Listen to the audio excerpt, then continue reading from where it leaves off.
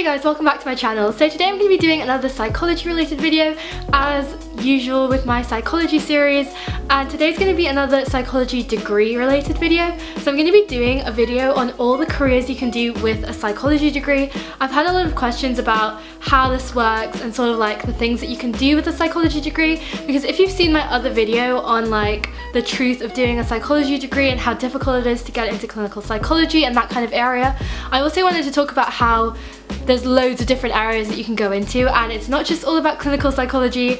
And if you're thinking of doing a psychology degree, or if you're doing one at the moment and you don't know what you want to do in the future, then I thought this video might be helpful for some of you for kind of deciding your path and deciding what you want to go down or what you want to do in the future. So I'm going to be talking about a couple of different careers that you can do with your psychology degree, just to sort of like show you a little bit of an insight into just how versatile the degree really is. I'm going to be splitting this video into all of the different job titles. I'll do that in the description. You can go to the timestamps if there's a specific job that you're interested in that you want to like know more about.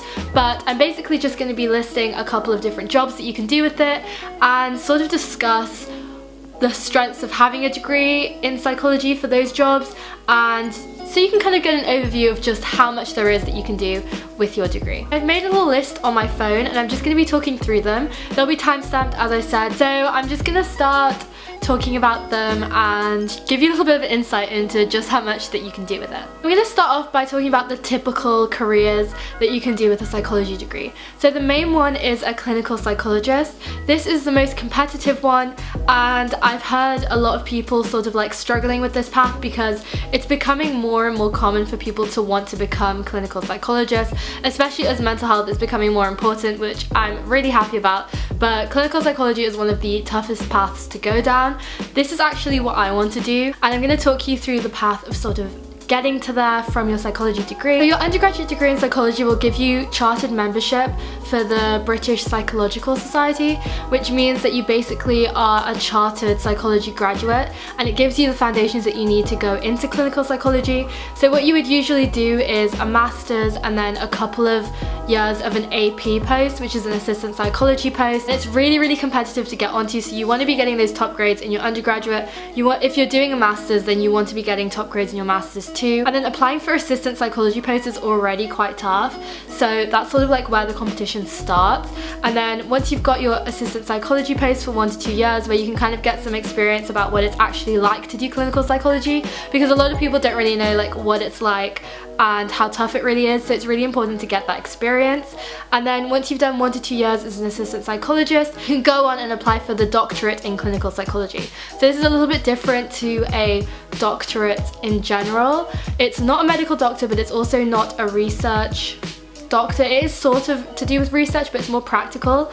So basically after you've done your DClin Psy, which is what it's short for, so Doctorate of Clinical Psychology, you're then a chartered clinical psychologist, and obviously it's an amazing career and usually the most desirable career if you go into like doing a psychology degree, because that's sort of what you think of when you think of psychology degree, psychologist. So that is sort of like the main career path that most people sort of want to do. The next career is sort of linked to this. So I'm going to be talking about like the healthcare careers first, is a psychotherapist. This is a little bit less competitive because you don't need the Doctorate of Clinical Psychology. You can do a psychotherapy course or a psychotherapy master's, and then you're sort of licensed to give psychotherapy, which is talk therapy, but not really in a clinical setting. It's more sort of like a counselling path, which obviously is great for a lot of people, and that's sort of like what people sometimes prefer to do because you're not really working as much with clinical populations, but more with sort of like everyday people who just need a little bit of guidance in life.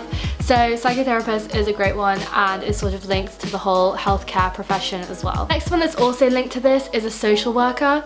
So after you've done your undergraduate psychology degree, you could do a sort of like trainee internship thing as a social worker, like a graduate scheme, or you could do a master's in social work, and then that would sort of like lead you onto that. I think that's the most common path, and if you want to work as a social worker, then that's a great path for you as well. The next one that's kind of linked to the whole psychotherapy and clinical psychology path is a counsellor. Again, it's similar to the psychotherapy path, so you can get a master's in counselling, or you can do like a course that prepares you for it, so sort of like a vocational course after your degree, and then you can work as a counsellor, and it doesn't take quite as long as the DClin, so it's a really attractive option for a lot of people as well. The last one is sort of like the healthcare area, is a forensic psychologist. So this would be more working with forensics and like prison populations or on crime scenes and that kind of thing. Forensic psychology is also a very, very attractive option for a lot of people, and it does have a clinical side to it because you're obviously working in, because obviously you could work like in a forensic setting, like in a prison setting. So if you want to be part of like a detective team or sort of like working with the police, then that's a really great option. With this one, you need to have your undergraduate in psychology or forensic psychology, and then you need a master's in forensics, and then obviously you go on and try to get a grad scheme either with the police or as a detective or that kind of thing. And there's a lot of different ways that you can go into it, but that's definitely a really attractive option for a lot of people. With forensic psychology is it's very much glamorized in the media as being a very exciting job, and you have to remember that it is a really, really tough one, and it's probably not as glamorous as you think. But forensic psychology was something that I definitely considered as well, and it is a really interesting path if you're interested in forensics and that sort of crime psychology sort of stuff. So yeah, that's a really great option too. So now I'm going to be talking more about like research roles. So if you're interested in clinical research or research within psychology or medicine and sort of like psychological, neuropsychological research, then there's a lot of ways that you can go into research, and this is a very, very popular path. So what you would do if you wanted to go into research is you would finish your undergraduate psychology degree, and you would usually get a master's in research in psychology. So these are called MRes, so it's a master's of research. It's usually not taught. So basically what you do is you're paired with a supervisor and you conduct a piece of research as your master's thesis, and it's basically just a Masters of Research, which prepares you for a PhD in research. This is very different to a DClin Psych because you are just doing research instead of doing the practical sides of psychology. So if the research is what interests you, then this is a really great path. So you go and do your Masters in clinical research or psychology research, and then you go on and do a doctorate in research. So if you're really interested in research and clinical research, then a psychology degree is definitely a good path to go down because there's so much that you can do in terms of the research side, and you're really equipped to work well in a research setting after finishing your degree because you work so much with statistics, data analysis. In your final year project, you are basically doing research.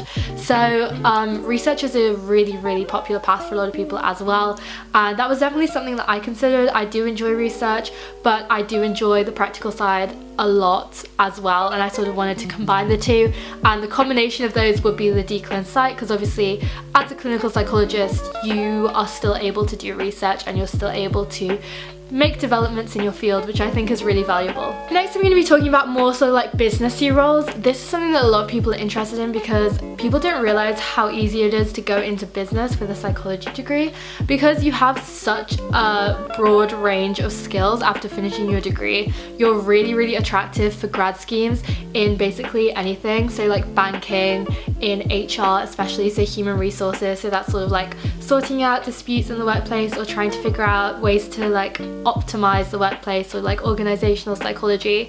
All of those things fall into the business category, and there's a lot that you can do with business. I will try and list like a couple of business roles, such as like HR, organizational psychology, and also like ones you wouldn't expect, like banking and marketing. So I can just show you a little bit of an insight into how much you can really do with your psychology degree in terms of business too. So the first one is human resources. So with this, you're usually the go-to person in the workplace who organizes and just makes sure that the well-being in the office is good and helps with sort of like optimizing well-being for staff. And human resources is a really, really important role in any business, and it's also really well paid, which people don't really realize. So human resources is a really, really great path to go down, and a lot of people do that with a psychology degree because it kind of links the business and the psychology in one, because you're using your interpersonal skills in a business setting. So HR is definitely one that is a direct link to a psychology degree. Next one would be any grad scheme in a bank or firm. So with grad schemes, they usually train you while you're working. So it doesn't really matter what you got your undergraduate in. There's a lot of history graduates who work in banks, and there's a lot of English literature graduates who work in banks. So with banking, it's more like you go and get a grad scheme and you get trained up to work in that setting. So if you're interested in banking or finance or that sort of stuff, you can always do that as your next step, because as long as you have an undergraduate degree in something that's extrapolatable, then you can definitely go into banking and grad schemes.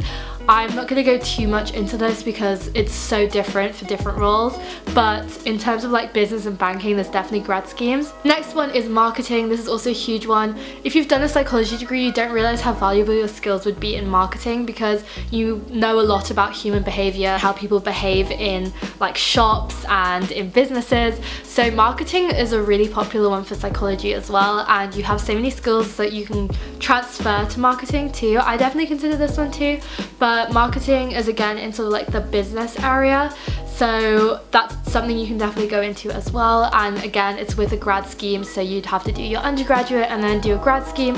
Of course, with banking and marketing and those kind of things, you can always apply for a master's and be more specialized in that area, but you don't need to at all. You can just go straight into a grad scheme and get started in that area if that's something that interests you. The last one I'm going to talk about is media roles. So in terms of like social media manager, communications manager, also like consulting in media areas, this is a really big one that a lot of psychology graduates like to go into, because with media and communications you have a lot of skills with, again, like interpersonal skills and understanding how the mind works and how people work, and also like social psychology. So communications is a huge one that a lot of people really enjoy doing, and with this, again, you could go into a grad scheme or go into like a grad job straight after your undergraduate, and you really don't need a master's for any of the businessy roles.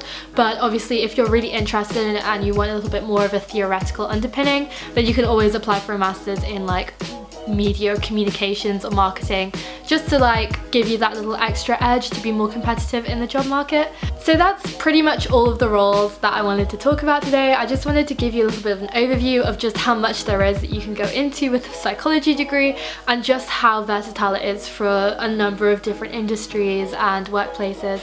So I hope you guys enjoyed this video. If you did, don't forget to give this video a big thumbs up, and don't forget to subscribe, and I will see you very soon.